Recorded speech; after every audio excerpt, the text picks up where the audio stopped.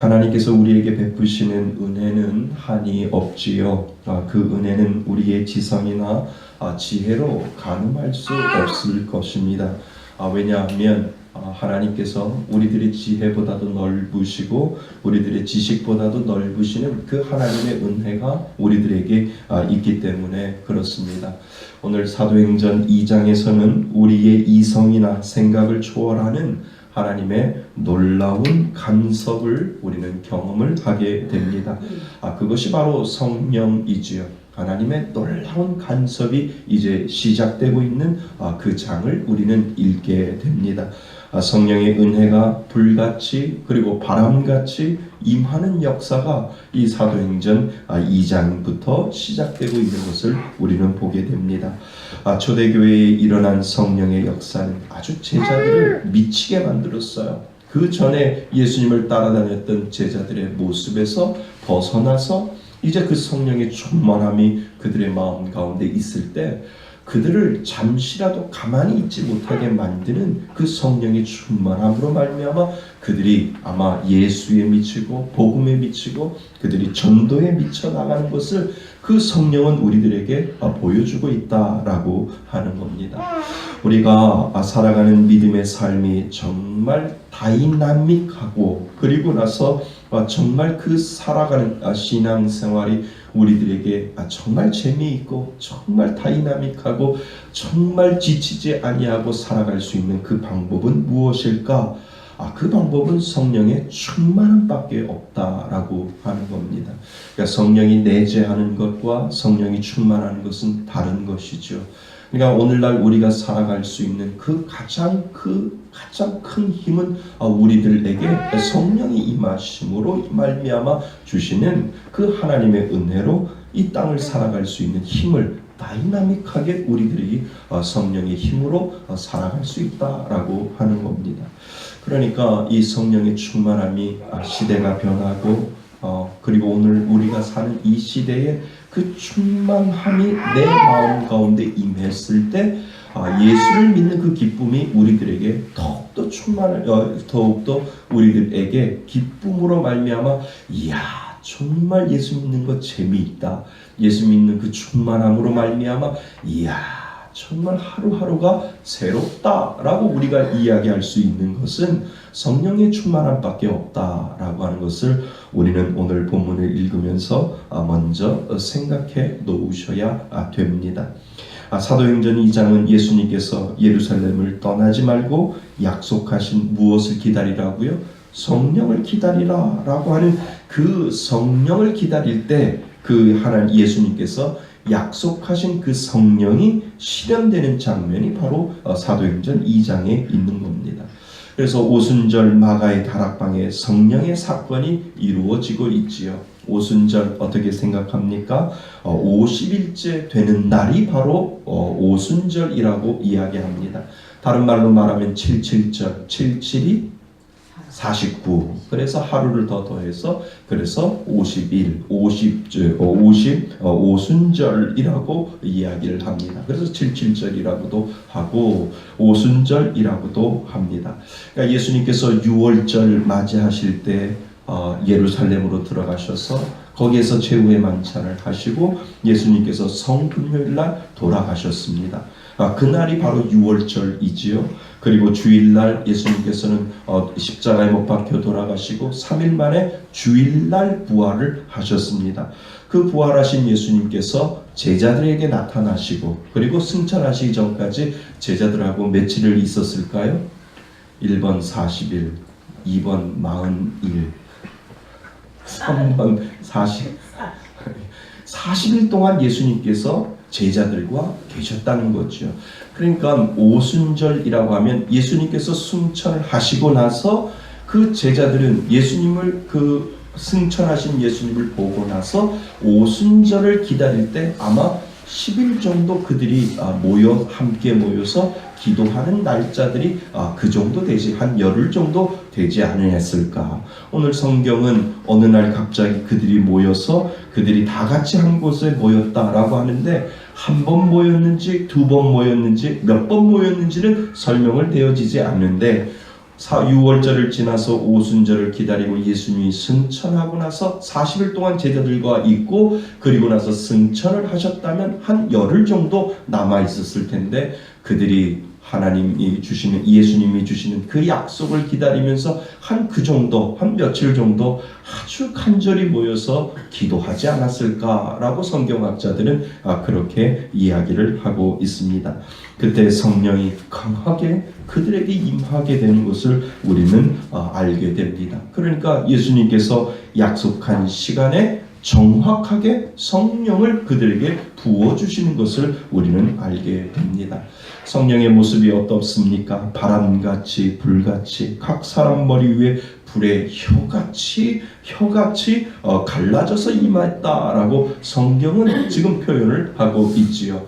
그러니까 하나님이 주시는 언어의 최고의 표현을 가지고 성령을 지금 묘사해 보려고 했던 것입니다. 그러니까 성령이 그러한 바람 같은 소리 그리고 각 사람 위에 불의 혀같이 갈라졌다라고 해서 성령의 모습이 그 모습이 아니라 성령의 모습을 어떻게 글로 하나님이 주시는 이 인간의 언어로 이 성령님을 어떻게 표시할까라고 최선의 방법을 가지고 표현했던 방법이 바로 이거라는 거죠. 그러니까 성령은 바람도 아니에요. 바람 같다라고 표현을 한 것이고 그리고 각 사람 머리 위에 불의 혀 같다라고 이렇게 최선의 방법 하나님이 주시는 언어를 가지고 최선의 방법으로 그들은 성령을 묘사를 하고 있는 것을 우리는 보게 됩니다. 성령은 예수님의 약속 그대로 오셨다라고 하는 겁니다. 그러니까 제자들과 120명은 그 약속을 믿고 기도에 힘썼다라고 하는 것을 우리는 보게 되지요. 그렇다면 성령은 언제 오시는가? 그러니까 성령의 충만함이 언제 오시는가를 우리는 가늠해 볼 수 있다라고 하는 겁니다. 하나님의 때를 믿음으로 바라보고 간절히 기도할 때 뭐가 임한다고요? 성령이 임한다라고 하는 것을 우리는 가늠해 볼 수 있다는 거예요. 그러니까 기도하면 성령이 임한다라고 하는 말은 100% 맞을 수 있지만 100% 틀릴 수가 있습니다. 왜요? 성령님은 우리의 뜻대로 우리가 요구하는 대로 오시지 않는다는 거예요. 그 성령님은 누구의 주권자예요? 하나님의 주권자이지요. 그렇지만 어떻게 우리가 성령님을 간구하고 성령님을 모셔드리고 성령의 충만한 은혜를 우리가 바랄 수 있을까? 초대교회 때 그 120명이 모여서 마가의 다락방에서 하나님 앞에 호련히 간절히 기도할 때 성령의 충만함이 그들에게 임했으니까 한 가지의 방법은 우리는 가늠해 볼 수 있는데 모여서 하나님 앞에 간절히 기도하면 그 기도의 은혜로 말미암아 하나님이 성령의 충만함을 주실 수 있겠구나 라고 하는 그 가능성을 우리는 가늠해 볼 수 있다라고 하는 겁니다. 그러니까 성령이 임하시는 모습을 오늘 본문에 보면 아주 자세히 표현하고 있잖아요. 바람같이 불같이 불의 혀같이. 이것은 성령이 임하시는 것이 느낌이 아니라 체험이다라고 하는 거예요. 느낌으로 성령은 이렇게 임하는 것이다 라고 하는 것이 아니라 성령의 모습을 우리에게 체험적으로 성령은 우리들에게 임한다라고 하는 것을 우리에게 가르쳐주고 있는 겁니다. 그러니까 우리가 게으르고 아무것도 안 할 때 성령이 임하는 것이 아니라 기도하고 사모할 때 성령은 강하게 우리를 이끌어갈 수 있는 그 성령의 힘이 충만함이 그때 우리들에게 임할 수 있다라고 하는 것을 우리들에게 가르쳐주고 있습니다. 여러분, 성령의 내주와 성령의 충만함은 다르잖아요. 그렇죠? 내가 예수를 믿을 때 성령은 내 안에 내주한다. 그러니까 한 번 내주는 영원한 내주임을 우리는 이미 배웠습니다. 그러면 성령의 충만함은 성령님이 내주하시고 어느 순간에 나를 강하게 이끌 때가 있다는 거예요. 강하게 이끄는 그 순간 그것이 바로 성령의 충만함이다라고 우리는 표현할 수 있습니다. 그러니까 언제 성령이 충만하게 임할 수 있을까? 제가 보니까 처음 예수를 믿을 때 성령이 내주하심과 동시에 성령이 충만함이 오시는 분들이 참 많이 있다라고 하는 겁니다. 그러니까 성령의 충만함이 시간이 예수를 믿으면서 많이 오래된 시간 사람들일수록 성령의 충만함이 임함이 적어집니다. 그러니까 성령의 내주와 성령의 충만함을 많은 성경학자들이 그 통계 자료를 통해서 과연 성령의 충만함은 언제 임할까라고 했더니 성령을 처음 예수를 믿고 그 예수님이 그 안에 성령이 내재하는 그 순간에 동시다발적으로 성령이 충만하게 임할 때가 참 많이 있다라고 하는 거예요. 그런데 지금 우리는 우리 안에 예수가 믿어지는 모든 사람들에게 성령의 내주함이 다 있어요. 그런데 이상하게 늙은 닭이 되어가지고 있으면 성령의 충만함이 참 그 성령의 충만함을 받기가 참 힘들어진다라고 하는 거예요. 그러니까 성령의 충만함으로 말미암아 내가 과연 하나님을 간절히 사모하고 믿는 그 마음이 성령의 충만함인데 그 성령의 충만함이 시간이 지나면 지날수록 저에게 오는 시간과 오는 속도와 그리고 오는 그 횟수가 점점점 줄어들고 있다라고 하는 겁니다. 그러니까 나의 힘으로 사는 것보다 성령의 힘으로 사는 것이 더 능력이 있다라고 하는 것을 우리는 아는데 내 안에 내주하시는 그 성령님이 나를 강하게 이끌어낼 수 있는 그 놀라운 역사를 여러분들은 어떻게 기억을 하고 있느냐라고 하는 거지요. 그러니까 믿으면 성령은 거하고 기도하면 성령은 충만하다라고 하는 거예요. 자, 한번 따라해 볼까요? 믿으면 거하고 기도하면 충만하다. 맞습니다. 그러니까 내가 예수를 믿으면 그 성령은 내 안에 거하지만 내가 간절히 하나님 앞에 기도할 때 그 성령은 내 안에 충만하게 임할 수 있다라고 하는 것을 우리들에게 가르쳐 주고 있습니다. 성령의 임하심을 내 생각으로 우리는 제한하지 말아야 합니다. 그들이 다락방에 모여서 기도할 때 성령의 그 성령의 충만함이 그들의 마음속에 임했던 것처럼 믿음을 가진 자들이 함께 모여 기도할 때 성령의 역사는 이루어진다라고 하는 것을 우리는 오늘 본문을 통해서 가늠할 수 있습니다. 그러나 종종 우리가 기도하는 골방에서도 그리고 예배 중에서도 찬양 가운데서도 그리고 설교 가운데서도 성령의 뜨거움을 우리는 체험을 할 수가 있지요.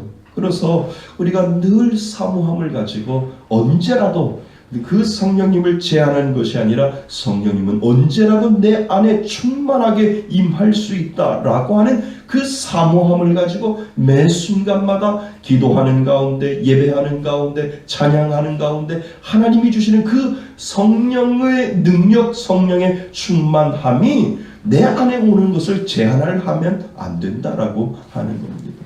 그래서 우리가 예배드리고 찬양하고 기도하고 그리고 또 불을 꺼놓고 골방에서 기도하고 그 하는 모든 과정 가운데 어느 순간에 성령님은 내 안에 충만하게 임할 수 있다라고 하는 사실을 가지고 우리는 성령님을 제한하지 아니하고 성령님 내 안에 오시옵소서. 성령님 내 안에 그 뜨거움으로 정말 이 돌고 도는 똑같은 삶 속에서 하나님이 주시는 그 성령의 충만함으로 내가 오늘을 다이나믹하게 그 기쁨을 가지고 살아갈 수 있도록 해 주옵소서라고 하는 그 기도를 오늘도 사모하는 마음으로 하나님 앞에 기도해야 될 줄 믿습니다. 그런데요, 성령의 충만함을 가지고 살아가면 정말 기뻐요. 근데 이것이 오랫동안 지속되어 줬으면 참 좋겠는데 이 충만함이 어떻게 어느 순간에 사그러지지. 그러니까 성령의 충만함은 어느 순간에 나를 강하게 이끌 때도 있지만 어느 순간에 나를 사그러뜨릴 수도 있다고 하는 거예요. 그러니까 다 사그러졌잖아요 지금. 그렇잖아요. 그러니까 우리가 성령의 충만함을 사모하며 날마다 깨어 있을 때, 그러니까 목회가 지치지 않으려면 제가 깨어 있어야 되는, 하나님 나에게 오늘도 기쁨을 주세요. 성도들이 힘들어할 때 내가 힘이 될 수 있도록 그 다이나믹한 그 성령의 충만한 은혜를 저에게 주세요 라고 하는 그 기도를 할 수밖에 없는 거예요. 그러니까 하나님, 우리는 정말 성령의 충만함으로 우리는 오늘도 살아가고 게으르지 아니하고, 하나님 내 안에 그 사모함의 능력, 내 안에 내주하시는 그 성령이 오늘도 내 안에 강하게 역사하여 주셔서 하나님 그 은혜로 살아갈 수 있도록 해 주옵소서. 그렇다면 성령의 충만함이 과연 예언을 하고 방언을 하고 뭐 그런 것들이 성령의 충만함일까요? 다 보면서 권사님 회개하셔야 됩니다. 죄 하나 있군요 라고 하는 것이 성령의 충만함일까요? 아니랍니다. 성령의 충만함은 말씀이 나를 이끄는 거예요. 말씀이 강하게 나를 이끌어 나갈 때 내 안에 그 하나님의 성령의 충만함이 내 안에 임한다는 거예요. 그러니까 우리가 말씀을 가지고 일주일 내내 상고를 하지요. 그래도 그리스도인이 자존심이 있지 라고 하는 그 말씀이 어느 날 내 상황 속에서 떠오르는 거예요.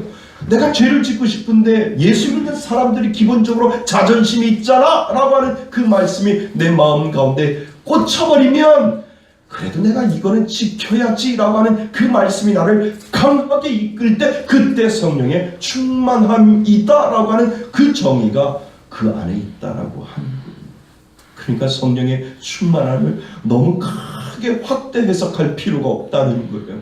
성령의 충만함, 어느 날 갑자기 내가 죄를 지을 수밖에 없는 그 상황에 있을 때 말씀이 내 안에서 나를 붙잡아서 너 그러면 안 돼 라고 나를 강하게 이끌어 나갈 때, 그때 성령의 충만함이 내 안에도 오늘날 내 안에도 임하게 된다라고 하는 거예요. 저는 이것이 성령의 충만함이라고 저는 정의합니다. 제가 영국에서 끊임없이 성령의 충만함, 정말 오순절 순복음에서 말하는 그 성령의 충만함이 과연 그것이 충만함일까? 방언을 얘기하고, 그리고 예언을 하고, 또 이상한 손을 얹어서 기도하고, 그 안진뱅이가 일어나듯이 병든 자가 일어나는 것이 성령의 충만함일까? 아니다라고 하는 거예요. 오늘도 저와 여러분들에게 그 성령의 충만함이 오늘도 내 안에 나를 이끌어갈 수 있는 성령의 은혜가 저와 여러분들에게도 있다라고 하는.